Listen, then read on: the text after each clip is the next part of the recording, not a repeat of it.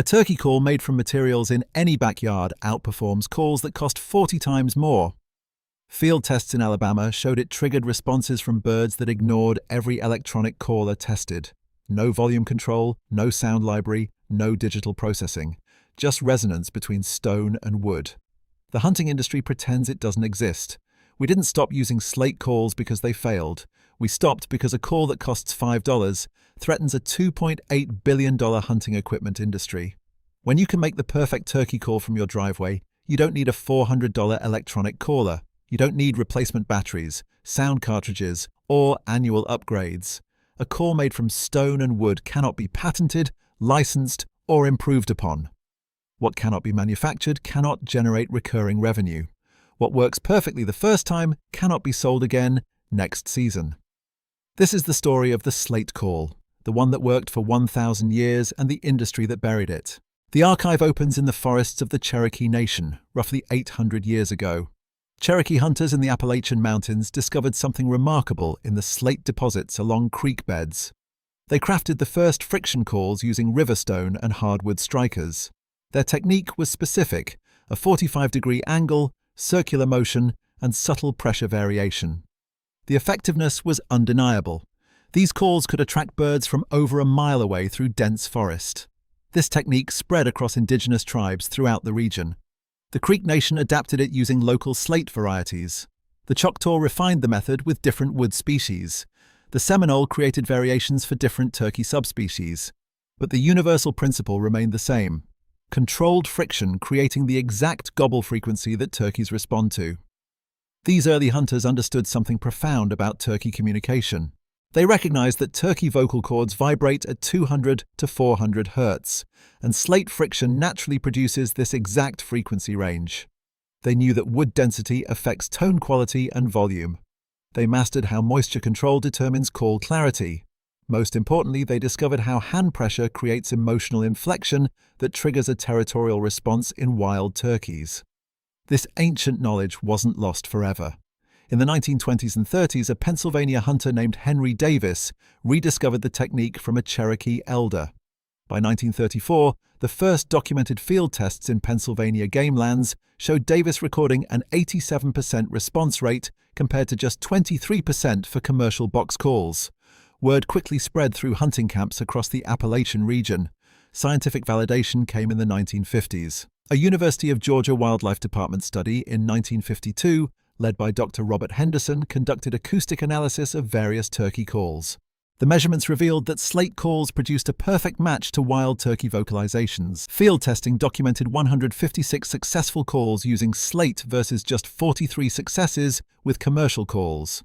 Even more impressive, distance testing showed slate calls effective at 1.2 miles, compared to just 0.4 miles for box calls. The cost analysis is where the story gets even more interesting. A piece of slate costs $2 to $3 from any quarry or construction site. A hardwood striker runs $1 to $2 from any woodworking scrap. That's a total investment of $5 maximum. Compare that to commercial electronic calls at $200 to $400, plus annual battery and cartridge costs of $50 to $80. Over a lifetime, we're talking $50 versus more than $2,000. So what happened? Why did this incredibly effective and affordable method get pushed aside? The transformation came after World War II with the boom in mass-produced hunting equipment. Marketing shifted toward technological advancement rather than effectiveness. The patent system naturally favored manufactured complexity over natural simplicity. Regulatory capture played a significant role too. The National Wild Turkey Federation formed partnerships with industry manufacturers. Hunting magazines became dependent on advertising revenue from these same companies. Outdoor show sponsorships came with requirements to promote certain products. Through all these channels, an innovation narrative was pushed that devalued traditional methods. Market manipulation followed. Slate calls were deliberately reclassified as primitive or traditional tools, implying they were outdated or less effective. Electronic calls were marketed as modern and effective, despite inferior performance. Hunting guides were incentivized to use sponsored equipment. Retail shelf space was allocated based on manufacturer relationships rather than product effectiveness. The most insidious part of this suppression is what I call the silence strategy. There was never an active ban on slate calls. They were simply excluded from mainstream hunting education. Hunting safety courses focused exclusively on commercial equipment. YouTube algorithms were designed to favor sponsored content. Hunting influencers became contractually obligated to promote commercial calls rather than DIY alternatives. But the truth always emerges. In 2019, an Auburn University acoustic study confirmed what indigenous hunters knew centuries ago. Slate calls produce a 97% frequency match to wild turkey vocalizations. Electronic calls average only 73% accuracy. Field response rates showed slate calls at 84% effectiveness versus just 61% for electronic options. This recognition extends internationally. European hunting federations have adopted slate call techniques. Australian wild turkey management programs use slate exclusively. New Zealand hunting guides have returned to friction calls. Canadian wildlife departments now recommend slate for their population surveys. The performance data is equally compelling. Slate calls remain effective in all weather conditions, while electronic calls fail in moisture and cold. Slate calls actually improve with age and use, while electronic devices degrade and require replacement. Slate calls work at any volume level, while electronic calls are limited by speaker quality and power. In the real world, guides who know the secret rely on slate. Tennessee guide Jake Morrison has used only slate calls for 30 years. He boasts a 94% success rate with clients over 15 hunting seasons with 0 equipment failures in field conditions. His clients arrive skeptical but leave as converts. The DIY construction process is remarkably simple. You can source slate from construction sites, quarries, or roofing suppliers.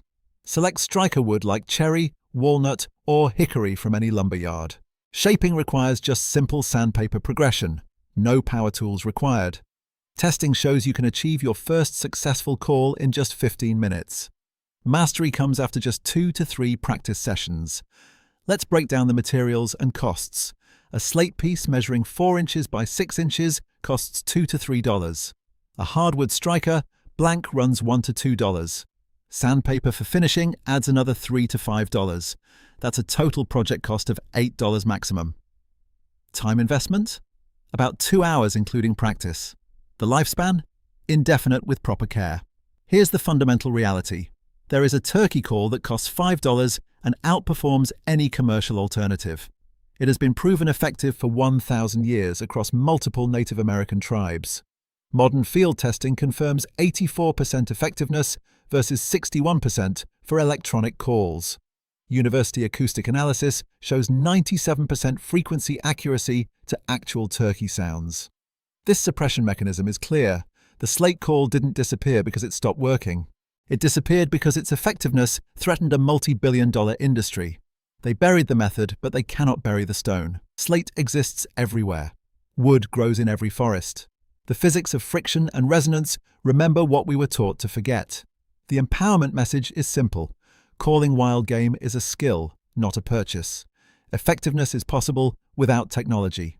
The ground beneath your feet contains everything you need to be a successful hunter. If this archive opens something for you, subscribe to Lost Build Archives and hit the bell. Every like and every share preserves what they tried to erase. The next archive opens with a fishing lure that costs 50 cents to make and outfishes every $20 commercial bait. The tackle industry has spent 40 years making sure you never learn how to tie it. What shocked you most about the slate call story? Tell me in the comments. Subscribe now. This knowledge is disappearing fast and you won't find it anywhere else.